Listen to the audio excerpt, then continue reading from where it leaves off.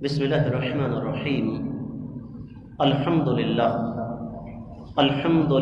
صاحب الرجاء والصلاة والسلام علی نبیہ المصطفیٰ۔ اللہ ملک العلام رب ذو الجلال والاکرام کو جو نیکی سب سے زیادہ عزیز ہے وہ یہی ہے کہ انسان اللہ کی عظمت، اللہ کی توحید اور اللہ کی وحدانیت کا اقرار کرے۔ اس کے مقابلے میں رب کائنات کو جس گناہ سے سب سے زیادہ نفرت ہے وہ شرک ہے، جو کسی قیمت پر بھی رب کائنات معاف کرنے کے لیے تیار نہیں ہے۔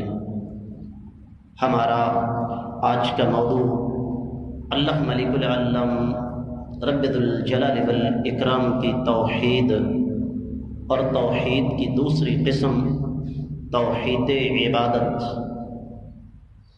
اور اس توحید میں آج ہم ایک سے زیادہ چیزیں دیکھیں گے۔ ان میں سب سے پہلی چیز ہے امید، اور امید بھی دو قسم کی ہوتی ہے۔ ایک امید مخلوق سے ہے، مثلا ابھی ہمارا یہ سبق کا سلسلہ مکمل ہوگا، آپ کے ذہنوں میں سوالات ہوں گے اور آپ مجھ سے اس امید پر سوال کریں گے کہ ہمیں قرآن و سنت کی روشنی میں صحیح جواب ملے گا۔ یہ شرک نہیں ہے، اس لیے کہ اس کی دو وجہ ہیں۔ پہلی وجہ تو یہ کہ آپ مجھ سے سوال کر رہے ہیں، میں آپ کے سامنے زندہ بیٹھا ہوا ہوں، ظاہر بات ہے زندگی بعد میں ہے، موت پہلے ہے۔ ایک وقت آئے گا جب میں دنیا میں نہیں ہوں گا، آپ میں سے کوئی بندہ میری قبر پر جا کر کہے کہ استاد جی آپ زندہ تھے، آپ سے مسئلے مسائل پوچھا کرتے تھے، اب ہمیں کوئی مسئلے بتانے والا نہیں ہے، تو یہ مسئلہ آپ سے پوچھنا ہے، بتائیے۔ کیا ایسے شخص کو کم از کم الفاظ میں آپ ذہنی مریض کہیں گے یا نہیں کہیں گے؟ دوسری بات، آپ مجھ سے ہی کیوں پوچھیں گے؟ میرے استاد محترم تشریف فرما ہے، ان سے کیوں نہیں پوچھتے؟ اس لیے کہ یہ میدان ان کا نہیں ہے۔ بالکل اسی طرح جو امید شرک ہے وہ ایسی امید ہے جو اللہ کے سوا کسی اور سے نہیں لگائی جا سکتی۔ آپ سن چکے، 3 آدمی سفر کر رہے ہیں، بارش آندھی طوفان آ گیا، ایک غار کے اندر گھسے، اوپر سے پتھر گرا، غار کا منہ بند ہو گیا، تینوں نے مل کر زور لگایا، پتھر نہیں ہٹ رہا۔ اس وقت اللہ کی زمین پر تو کیا، زمین و آسمان ساری کائنات میں اللہ کے سوا کوئی اور مدد کرنے پر قادر تھا؟ اور اگر اس موقع پر یقیناً اس سے پہلے انبیاء گزرے تھے، وہ کسی نبی کو بھی پکار سکتے تھے۔ ہمارے ہاں یا رسول اللہ مدد کے نعرے نہیں لگتے، لیکن انہوں نے اس وقت کسے پکارا؟ کس لیے کہ وہ جانتے تھے کہ یہاں مدد اللہ کے سوا کوئی اور نہیں کر سکتا۔ رزق کی امید، انسان کا رازق ہوتا تو انسان اپنے جیسے انسانوں کو بھوکا مار دیتا، اور رزق کا تعلق دولت کے یہ تعلیم کے ساتھ بھی نہیں ہے۔ ہم لوگ تعلیم یافتہ پیدا نہیں کر رہے ہیں، بڑی سخت، بڑی تلخ اور کڑوی بات کرنے لگا ہوں، ہم پیسے بنانے کی مشینیں پیدا کر رہے ہیں، اس کا تعلق کسی بھی شعبے کے ساتھ ہو۔ استاد جی جو ہم نے پڑھا ہے نا، اس وقت واقعی استاد ہوا کرتے تھے۔ آج نہ وہ استاد اور نہ وہ مثال مشہور ہے نا، استاد پڑھا رہا ہے بچے کو CUP سپ، کہنے لگا استاد جی CUP کپ ہوتا ہے؟ کہتا ہے نہیں پتر CUP سپ۔ اس نے کہا استاد جی آپ مجھے صحیح پڑھائیں۔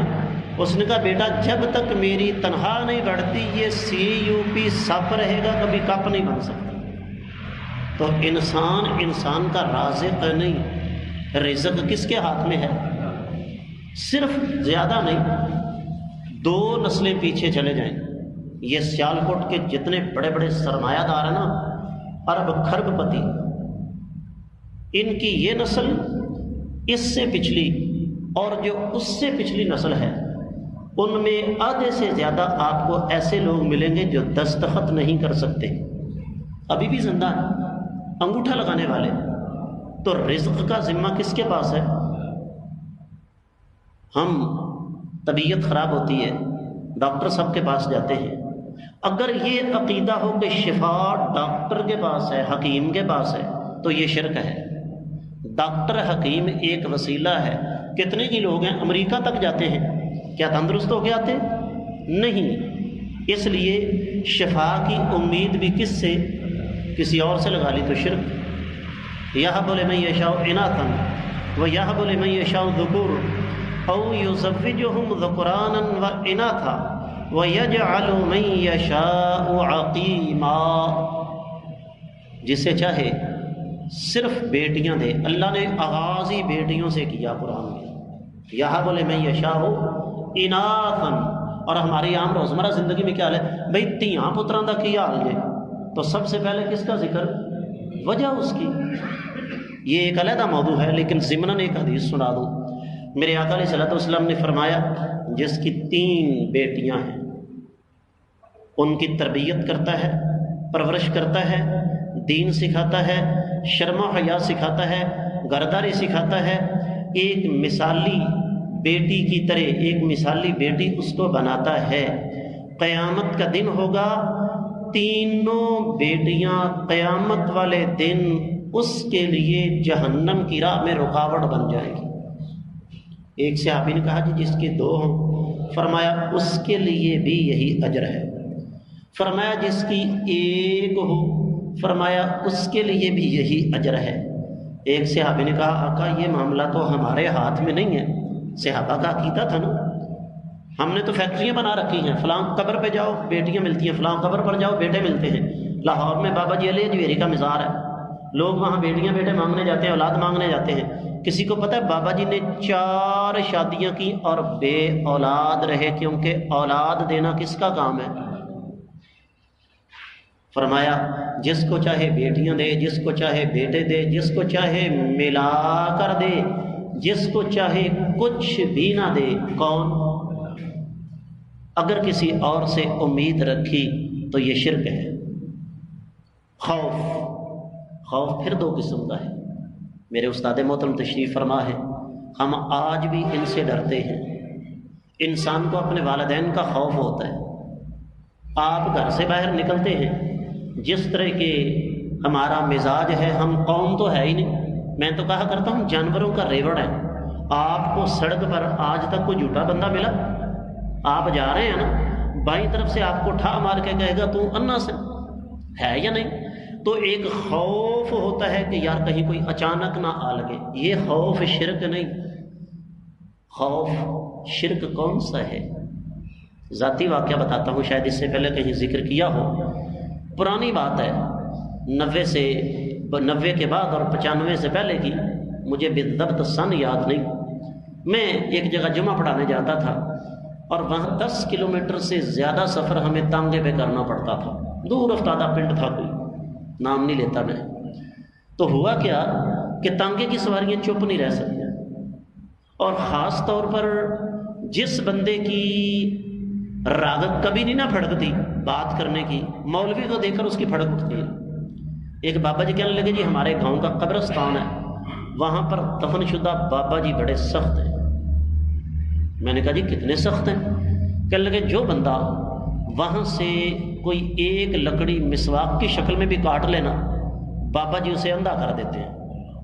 میں نے کہا بزرگوں معافی چاہوں گا، 11:30 ہو چکے ہیں، مجھے 12:30 ممبر پہ بیٹھنا ہے، تانگے پہ بیٹھے ہوئے ہیں، سفر لمبا ہے، آپ تو ایک لکڑی کی بات کرتے ہیں نا، میں یہاں سے مٹی کے تیل کا کنستر لوں اور کلہاڑی آری ساتھ پکڑوں، جتنے درخت ہیں سارے کاٹ کے ان کے اوپر تیل چھڑک کے آگ لگا دوں، دیکھتا ہوں میں بابا جی کرتے کیا ہے۔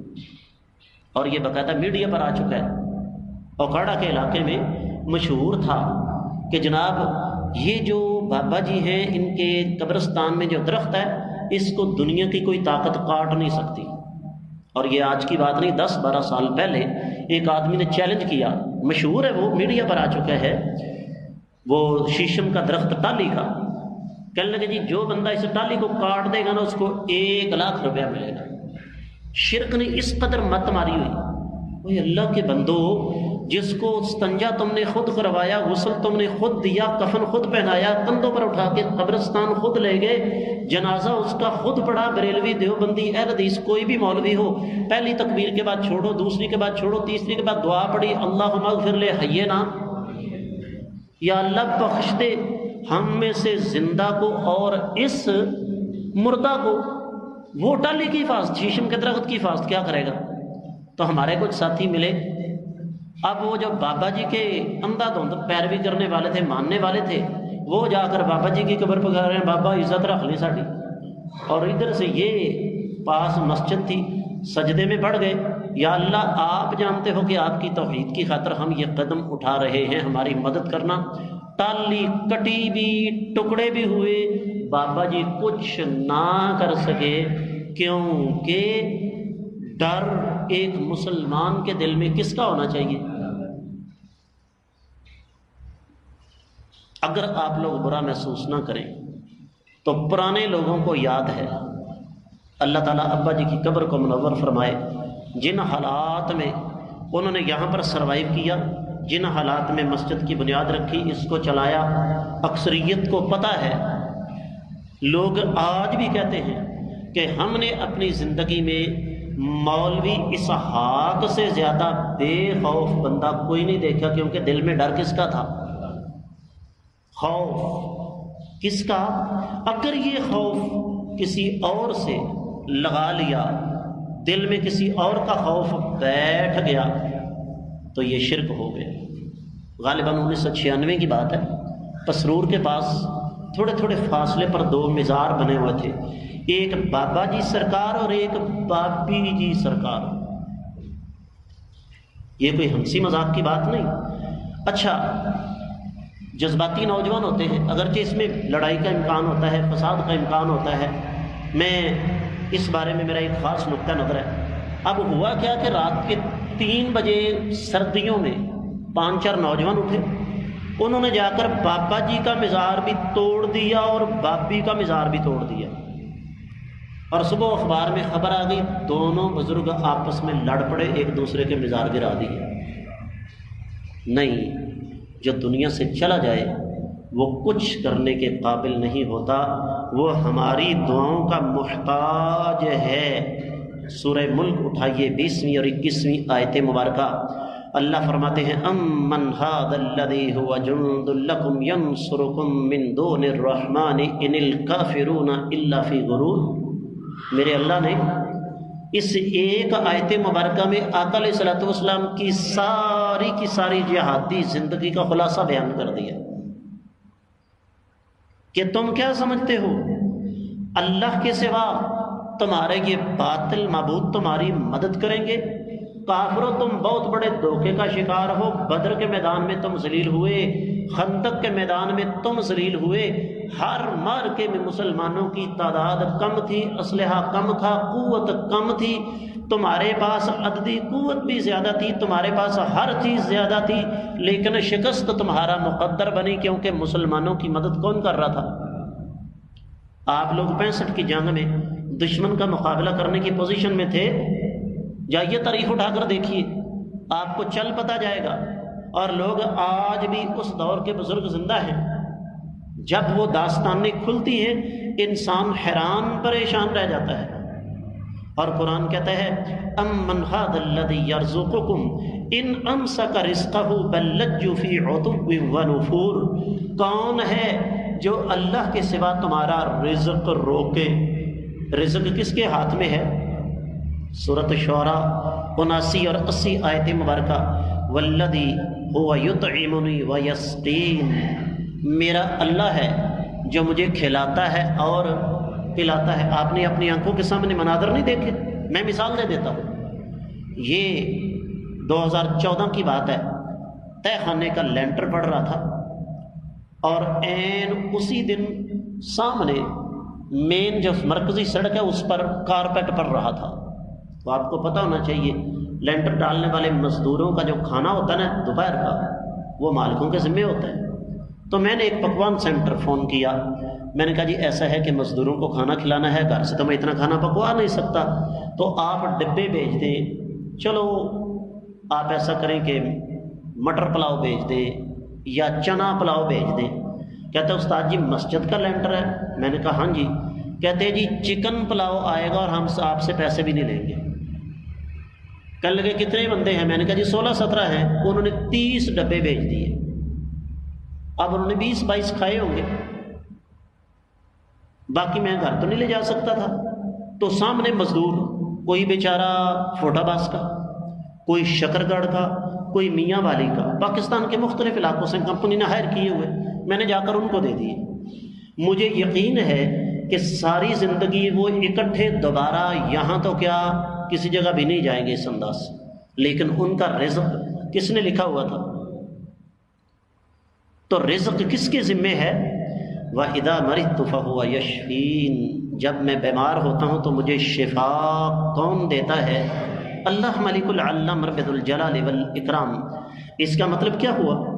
اسی طریقے سے اللہ کے رسول صلی اللہ علیہ وسلم کی ایک حدیث ہے، آپ نے فرمایا جب صبح گھر سے نکلو تو ایک دعا پڑھا کرو۔ کون پڑھے گا جی؟